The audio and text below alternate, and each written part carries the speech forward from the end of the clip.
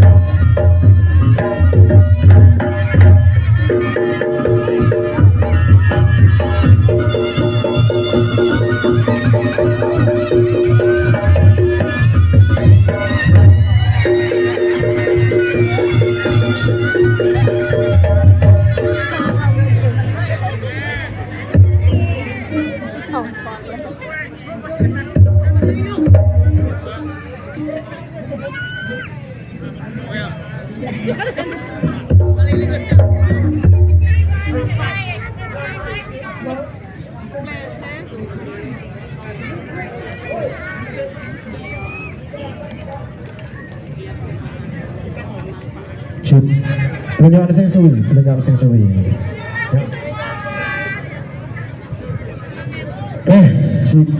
Lagi iki lho. Luar biasa kumpul luar biasa Yos. Luar biasa. Larang kadang reokan dhewe nggon yo kaya ngene ya Allah. Yo ini kita yo. Jan, Awake dhewe kudu nrimo. Kene iki membuktikan awake dhewe kon tandur.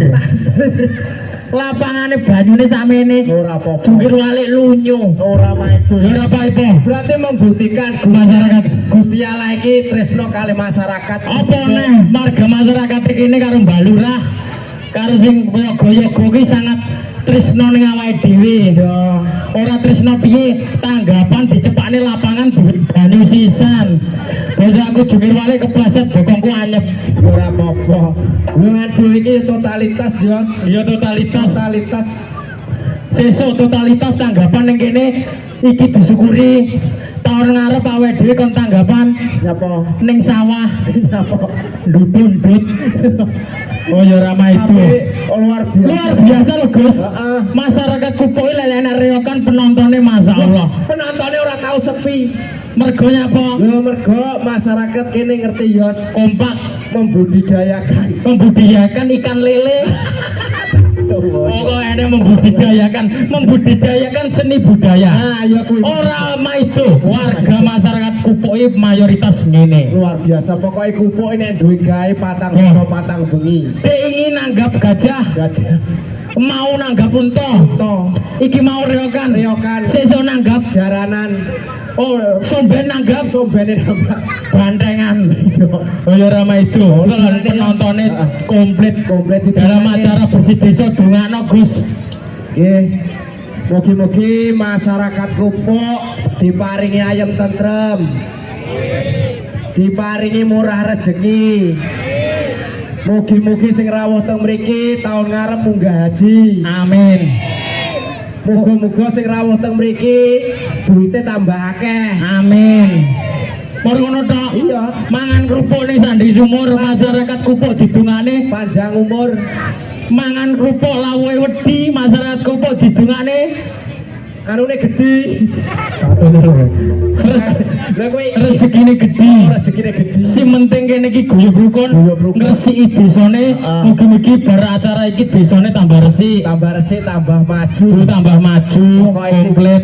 Pokoknya desa Kupo ini luar biasa. Luar biasa neh. Dan Ora luar biasa nanggap hiu ning kono ya enek. kayak balon celuk. Oh ya ora apa iki Apa? penonton komplit ya ning Kupo Dik. Cah cilik enek, ibu-ibu enek, bapak-bapak enek. Tukang jangan terong yasinan blek ning kene tok. Iki. Wah, jenenge sinten, Mbak? Asmane. Bubayan. Bupaya, Bupaya. Iki jenenge Bupaya. Tanggane kerupuk. Tak tonyo iki. Lepaya. Iki Bupaya, bojone Pak Krupuk. Oke, tek kono lho. Jibok ijo, sandeku Bupaya. Bu, namanya sinten, Bu? Siti Sembanduran. Siti Sumbadari Nini. Siti, Sumbadari Nini. aku roh. Iki Siti atine, iki Pak Ayune jenenge Soto. Roh Tunyo. Ayo, Ya, penonton luar biasa. jangan pulang dulu. Ah. Nanti masih ada atraksi. Jatil mangan terop.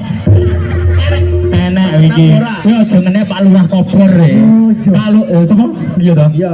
Pak Kobor iki Lurah Kobor. nanggap jatilan komplit. Komplit. Pokoknya jangan pulang dulu setelah dadak merak, jangan pulang. Ah. Jatil jangan pulang. Ada atraksi. Sapa? Jatil. Jatil mangan terop keleleken son. Ayo, yo kita hibur. Yo. Mat, ini bolongannya di bolong bensin kendang kita. Enggak, mungkin.